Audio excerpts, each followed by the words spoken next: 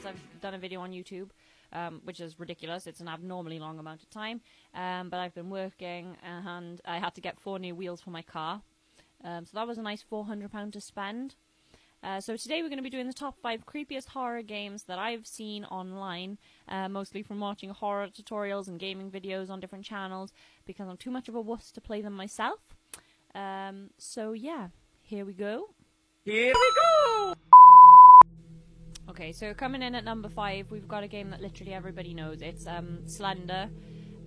So Slenderman is a character that was created in 2009, and it originated as a creepypasta meme. It was written by a guy called Eric Knudsen, under the pseudonym Victor Surge, I think it was, and it was basically like a Photoshop contest to come up with like a paranormal image that you've made yourself.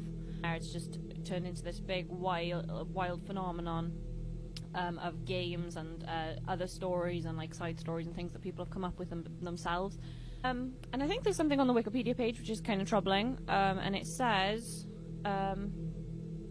beginning in 2014, a moral panic occurred over the Slender Man after readers of his fiction were connected to several violent attacks, particularly a near-fatal stabbing of a 12-year-old girl in Waukesha, Wisconsin. The stabbing inspired the documentary Beware the Slender Man, which was released in 2016.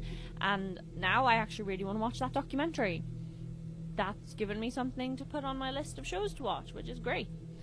I've never played it myself, obviously, because I'm like a massive scaredy cat when it comes to games like this. Basically, you're running around in the woods and you have to collect all 8 pages to basically win the game. But there's like different sound effects to tell you when he's going to be, like, when he's nearby. And then obviously you get a jump scare, just typical of games like this. Atmosphere is just really good. It's kind of just like that creepy, eerie vibe where it's like, you know, you think, damn, I'm not on my own, like, sort of thing. Like, you know, when you've just had that feeling that's not quite right. That's what this game kind of provides for you if you're a horror fan and you're into that kind of thing. I'm the kind of person that likes to sit in the dark, watch horror game tutorials and gaming videos on my own under a duvet. But I would never be able to play them myself just because I would be too scared, because I'd feel like something's going to happen to me personally if I'm playing the game. I don't know. But, yeah. At number 4, we've got a game called Granny, and it's an indie survival horror game that's not like the highest budget thing that I've ever come across. The graphics aren't like super amazing, but for what it is and what they had to work with, it's actually really good. It's got a real good atmosphere, it gets you going, and it's like a panicky kind of game. Like, I have actually played this one. When I came across it the first time, it was my little brothers that I saw playing it on their like kids tablet. And I've also watched a Markiplier like tutorial afterwards, because I was kind of intrigued, and I wasn't gonna play it through myself like all the way. I just had like a little go, and then I freaked out and panicked and didn't want to carry on anymore. The game basically revolves around finding tools that will help you escape. So you get 5 days to get out of this place, and every time Granny catches you, she hits you over the head with a truncheon or like a baseball bat or whatever it is, and she puts you back in your bedroom, and you give it a shot again the next day. If after the 5 days you don't manage to escape the house, you're going to die a pretty gruesome death. I'm pretty sure she drags you down to the cellar, if I remember correctly, and yeah, so not really what you want to aim for. You kind of want to aim for getting out of the place. There's a few different ways to leave. There's, I think, 2 of the endings I remember. You can find all the different parts for the broken car in the garage, and then you can break out by driving the car through the garage door. The other way that I know of is to find all of the keys and different bits that you need to unlock this like really complicatedly locked front door that she's got. I think there's a couple other ways, I can't remember, but overall it's just actually a really good game. It's really good. So yeah, Granny. Nice. Right, next up we've got one that literally scared the bimini bon boulash out of me, because I was just I was thinking this game is like so whack, right? I watched a video for this one, and basically you play this girl called Linda, and you're looking around a old funeral home. There was apparently some disappearances of people who worked there, something like that. That's the general story. But it just consists of wandering around this like kind of like manor, that's with a poorly lit flashlight, and there's just loads of scary noises and stuff, and there's this ghost called Myrtle, and she's a fiery one. Oh, like, I don't want to spoil anything, but like, if you play this game, do not go down into that basement. It's not a good idea. It's really not. I cannot explain to you how much like adrenaline was going when it got to the bit where you go down there and there's a coffin and it just starts shaking and there's like noise and and then she's like whispering like, "Don't go," or something. It's like, and like the voice, whoever did the voice acting for the ghost in that is like deserves a medal, because they had me. Like, I'm sat at home here like chilling out with a duvet over my head thinking I'm safe, I'm gonna be fine, and then it hits me with that and I'm like, you know what, I should probably burn some sage or something right now, because I'm probably bringing a curse on my house by watching this. Oh my god! Like, I wish I had like the nerve to play some of these games, because they're like really good. It's sad. I am a like massive horror fan, and yet I just don't have the balls to do it. So, what can you do? Black Rose is like really, like, I watched this like 2-3 years ago, and it's left a massive impression on me, because like, it was one of those games that I watched and I was like, this is what like indie games should be about. Like, this is how you do it. This is how it's made. Like, it's really good. I was impressed, like, to say the least. So yeah, I can't say anything bad about Black Rose.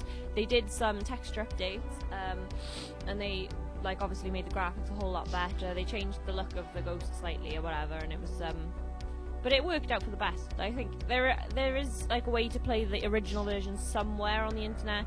I'm not sure where. You can have a look. I'm pretty sure they're doing it on Steam at the minute, but it's obviously going to be the new version. But definitely worth a go if you've got the nerve to do it and you aren't scared easily. So yeah, a brilliant game. Pay me off, Johnny.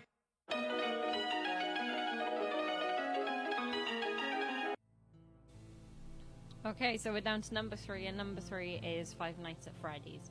A game released in 2014. It's an indie horror game again. It's kind of got an odd format because it's not a first person, and it's not even like a third person. It's literally like ultra first person or something. I don't know how to explain it, but basically you're as a night security guard for Freddy Fazbear's Pizzeria, where they have animatronics that like sing during the day for like children's parties and all that sort of stuff. But then you come to realise that there's something completely wrong with the animatronics, and they come awake in the night and they try to kill any human they see by stuffing them into a spare animatronic suit. And I think it says here, this is apparently due to their misinterpretation of any human at night as a metal endoskeleton. So basically what that means is that they think that a human is like an animatronic that's not been finished, and so that they're for some reason programmed to think they need to finish making that endoskeleton into like a full animatronic just like them. I'm not entirely sure what the situation is with like the animatronics. Like, are they possessed ghosts that are in the animatronics, or are they actually robots that have like got programmed brains? Not sure. Either way, this game is absolutely terrifying. So you'll be sat here, and I've had to go on this on the VR as well, and basically you're sat like this, and you've got 2 doors either side of you, and you have only a limited amount of electrical power, and so you have to try and close these doors, and you have to monitor loads of different cameras to see where the animatronics are, how close they are to you, like, and then basically it's kind of like guesswork to see whether the animatronics are nearby you, and if you do see them in like this window that's right here, you have to close the door manually with like a button, but the problem is every time you use any of this like power for anything to power anything, your power level goes down. You have to get to 6 a.m. Before you're like safe, and then you move on to the next night, because it's, you know, 5 nights at Freddy's. Really, really terrifying. And obviously if your power runs out before 6 a.m, it literally, everything goes black, pitch black. And then one of the animatronics comes to kill you. I'm pretty sure it's always Freddy if the power runs out. But this is actually a completely different game to like anything we've seen before. It's like a brand new type of game. I can't really explain what genre it would kind of like move on into, but it's a massive difference from a lot of the other stuff that we've been watching, like horror-wise, up until now. Really, really impressive. They've got obviously multiple games now. It's a long series. They've come out with a few other games. They've come out with I think the newest one is Five Nights at Freddy's Security Breach. I'm not really sure what that is. I haven't kept up to date on like the Five Nights at Freddy's universe, but I do know that it's been hugely successful now up since the first release. Obviously, it's just gained traction like throughout all the other games. So yeah, it definitely deserves a place on this list. Five Nights at Freddy's is something that everybody's aware of right now. It's a very big horror game, and loads of YouTubers have done like playthroughs and tutorials and you know, even just conspiracy theory stories about Five Nights at Freddy's, which is really good to see. It's really interesting, and I love all that sort of stuff. I love you know, people coming up with their own wacky theories about stuff, fictional stuff, you know, in their free time. I'm all for that. So Five Nights at Freddy's. A man has fallen into the river in Lego City. Start the new rescue helicopter. So we got here, guys. We're down to number one. Number one is Dead End Road. I'm not sure if you guys will have heard of this one, but it's basically kind of a pixelated game. And at the start of the game, there's an old woman, and she basically offers you whatever your soul desires. Like, you can ask the dark forces for one thing. But you have to do like a series of tasks or something, or you have to like pick up a series of like different items to like kind of save your soul at the end. Well, I'm not sure. I feel like pretty much all of the endings, there's a higher chance of you losing your soul than keeping it, because she dupes you, and like at the end it turns out that yeah, she's cursed, basically, and the only way she kept her soul from like the forces of evil, like the only way she could avoid losing her soul was to dupe other people into carrying on through this like kind of weird satanic ritual. The reason this is number one is for just the sheer weird like oddness of the game. The design is really different. It's just one of those games that you see and you think, like, that's really good. That's really good.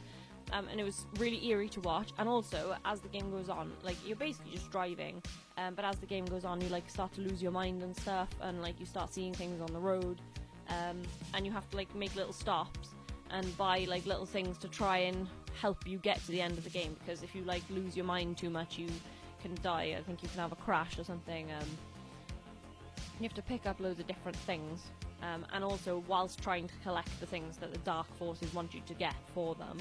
I watched the Markiplier playthrough of this. It's obviously enjoyable anyway because I love Markiplier, but also just one of those games that is just so odd and different and strange, and it makes you feel a certain type of way that you remember it.